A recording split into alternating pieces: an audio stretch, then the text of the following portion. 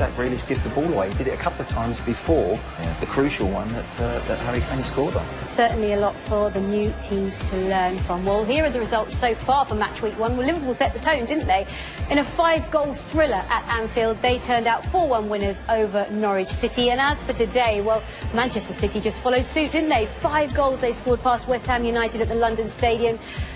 Keeping a clean sheet as well for Sheffield United. Well, it was a good point earned for them against Bournemouth. And, of course, the action ended today at the Tottenham Hotspur Stadium, where Tottenham finally managed to get on the score sheet and they turned out 3-1 winners. Well, lots to refer to the stats, and Tottenham dominate all of the stats, 31 attempts to Aston Villa's 7. But what's interesting is that they had 7 attempts in the first half and 24 attempts in the second. So they really stepped things up in that second half. We'll get Andy and Glenn's thoughts on this match in just a moment. But first of all, let's hear from their captain, is Harry Kane. Harry, a little bit nervy, but 3-1 in the end. That's not bad, is it? Yeah, we made it hard. We had to keep knocking on the door. Credit to Aston Villa, they went 1-0 ahead and they made it tough for us. And but I thought straight from the second half we come out firing and we deserved the victory in the end.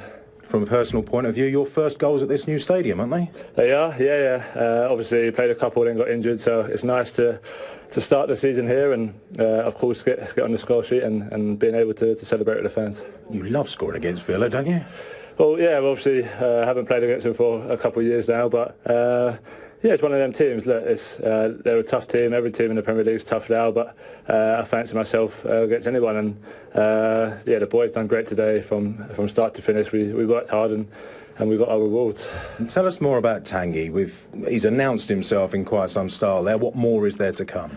Yeah, he's a great player. He's still got a lot to learn, but you can see he's great on the ball, great playing forward, and he's got a goal in him as well. So great finish from him, and yeah, the more he'll play with us, the more he'll learn how we want to play, and his work ethic is fantastic. So we can't ask for no more. How about the squad in general, the team in general? How do you feel it compares to 12 months ago, with looking to push harder and further this year? Yeah, that's always the aim. Obviously, we've added a few players to strengthen the squad, and yeah, we look good. Everyone's fighting for places, a lot of competition, which you need at this high level. So we still obviously got a long way to go, but it's good to start with a win. Big moment for Harry Kane, scoring his first goals at their new home. How impressed were you with the second half performance from Tottenham?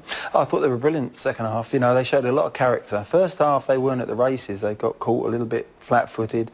They weren't sure about Villa, the way they were playing and hitting them on the break, but you know, second half obviously Pochettino had words at half time, and I think they came out. They did play with a bit more width and put bodies into the box. They've got crosses in, even if they weren't perfect crosses. You ask the question, you put crosses in, you ask the question, and that's how they got a couple of the goals actually. But no, the emphasis really was mentality, the character to really keep going, and it was a big result for Tottenham. You know, that's the sort of game at home to Villa. You've got to get 3 points on the board by hook or by crook. And they did it in the I thought they were very good, like persistence. Just keep going, keep believing. It looked for long spells like it wasn't going to happen. No, it didn't. It didn't. There were times, in fact, halfway through that second half, I said to Glenn, Villa looking, even though they're without the ball, they're looking reasonably comfortable, the way that they were handling everything. But in the end, they really started to run out of gas and started to tire.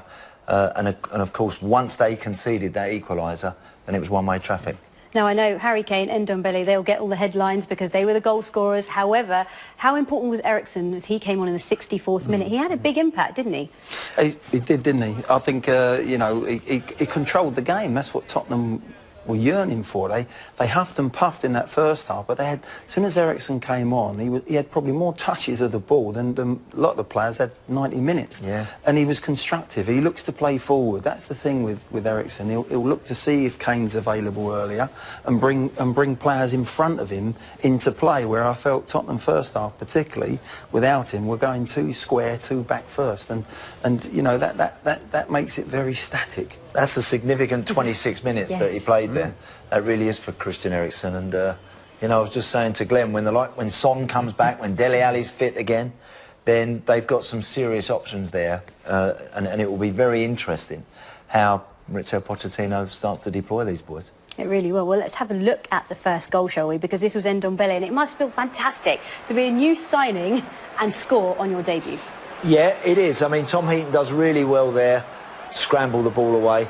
There's a little clip back to Ndombele, and he hits that so well, Glenn, doesn't he? He does. The power is already there on the layback. Kane does well. Mora lays it to him nicely, so he can hit it first time. The set-up ball is important. But you watch this, he just strokes it with a little bit of curl and power. But the power, because the ball's coming back towards you, the power's already there. Yeah. You haven't got to try and lambaste it, just guide it. Steer it in, and Mings is sort of in his midriff, isn't it? He didn't know whether to go with his stomach, his knee or what. Yeah. Just sort of scraped, but it was a terrific goal, and he kept his head under pressure because they had them on the back foot. They did. And it was time after time you think, oh, Spurs are going to equalise. So the lad had to keep his head. You know, that's a big moment. The whole stadium's watching, he's making his debut. Am I going to sky this? No thought, no negative thought. He said, I know what I'm doing with this. It was like a training ground goal. Bang, steers it, lovely. OK, well, let's have a look at Harry Kane's first goal, because, of course, this was his first goal at the new stadium. How did you well, look, this Jack Jack Grealish gets caught in possession there, and the ball drops kindly for Harry Kane, who knocks it in the back of the net. But just watch on the left-hand side of the screen, that's Villa's centre-forward, Jonathan Kodjia. Makes no movement at all for Jack Grealish, who gets caught. And then they're a bit unlucky the way that falls for Harry Kane, to be honest. But once he gets the right side, Glenn, he's always going to finish that. Yeah, it's a cute finish because, he's lucky there, but what he lifts the ball. Does. That's interesting. You know, the goalie's thinking he's going to drill it low. You've seen him drill it many, many times, but he just lifts the ball. Yeah. It's a cute finish, and there's more into that than it looked. We looked at the touch map in the first half, didn't we? And we just saw that Harry Kane was pretty much absent. What did he change in the second half? Well, I think it was the players around him as well changed. They did play with more width. They had much more movement. And more importantly for me, it was quicker movement. They shifted the ball quicker and they made movement off the ball much quicker. So, you know, he was a part of that jigsaw. He started, it was a simple thing, he started to move a bit more. He started to come towards the ball, to go away from the ball. And I think when Eriksen came on, he's thinking now, hang on, I'm in business. Because I know Eriksen wants to play forward quickly, and I can peel off the centre-back, and I know the ball's going to come, or I know if I check off, he's going to give it to me decent. And so I think it changed with everyone else changing around him. He then came alive and arrived in the penalty area at the right time. Yeah, he's so focused on goals now, Harry Kane. You know, he's not. He'll do it, of course he will. Of course he'll run in the channels and he'll make. But effectively, he wants to stay the width of that 18-yard box, in and around that sort of area, that something might drop for him, as it did with the goal. And I think he's got such supreme belief and confidence in his own ability, even though he wasn't really involved. And he will have sat there at half-time thinking, I want to do more, there's more I can do. But he just puts himself in those areas where, if it comes his way, he can tuck them away. I think also, Andy, an important thing for Harry Kane or any centre-forward is in the first half, Villa were getting out and he had to get back and defend a little bit and drop in. Second half, Tottenham was so dominant that he didn't have to defend one iota. He played right on the line. He played right up the top there, and they won the ball back on the halfway line, and they went again. And all his energy, second half, was about attacking. It was about getting into the box, about thinking what he was going to do offensively. He had to do no sort of defending at all, or working back. It was all about offensive play second half. And did we see that again to make it 3-1? Yeah, I mean, again, this is a very typical Harry Kane goal in lots of ways. When it first came to him, I wondered if he was going to, what he was going to do, whether he was going to hit that with his left foot when it first rolled across his body. But his first touch is brilliant, Glenn. And the finish is, look at that, that's so measured and it's so controlled. And it's the first time, you know, Villa had to come out of their shape.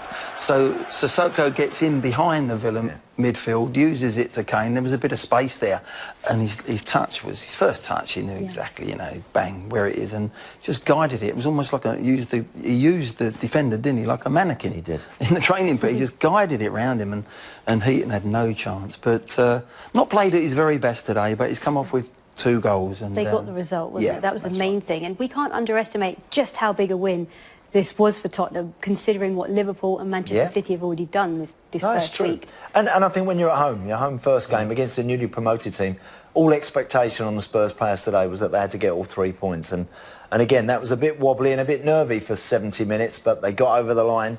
And in lots of ways, that makes it a really satisfying win. It wasn't straightforward.